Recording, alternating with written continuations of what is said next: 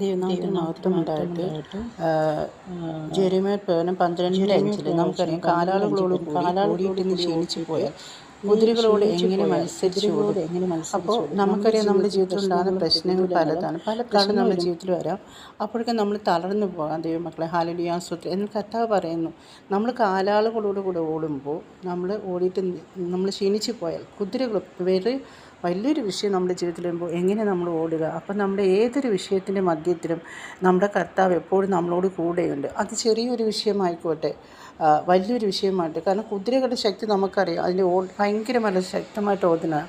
അപ്പോൾ ആ കുതിരകളുടെ പോലും കുതിരയോടൊപ്പം അല്ലെങ്കിൽ നമ്മുടെ ജീവിതത്തിൽ വരുന്ന പ്രശ്നങ്ങൾ അത്രത്തോളമാണെങ്കിൽ അതിനോടൊപ്പം ഓടി തളരാതെ വണ്ണം നമുക്ക് നമ്മുടെ ദൈവത്തിൻ്റെ കൃപ നമ്മളോട് കൂടി ഇരിക്കും. നമ്മൾ എത്രത്തോളം ആഴത്തിൽ ദൈവത്തെ വിശ്വസിക്കുകയും ദൈവത്തിൻ്റെ സന്നിധിയിൽ പ്രാർത്ഥിക്കുകയും ഒക്കെ ചെയ്തു മണിക്കൂർ ദിവസങ്ങളിൽ കഴിക്കുകയാണെങ്കിൽ, രാവും പകലും ദൈവത്തോട് നിലനിൽക്കുന്ന വിധവന്മാരുടെ പ്രാർത്ഥനയും മറുപടി തരാത്ത ദൈവമല്ലെന്ന് പറയുന്നത് പോലെ നമുക്ക് കുതിരകളോട് ഓടുന്ന ഒരു പ്രശ്നം വന്നാലും നമുക്ക് നിൽക്കാൻ നിശ്ചയമായിട്ട് പറ്റും ദൈവമക്കളെ. അപ്പോൾ നമ്മൾ ദൈവത്തിൻ്റെ പ്രാർത്ഥനയോടെ മുന്നോട്ട് പോവുക.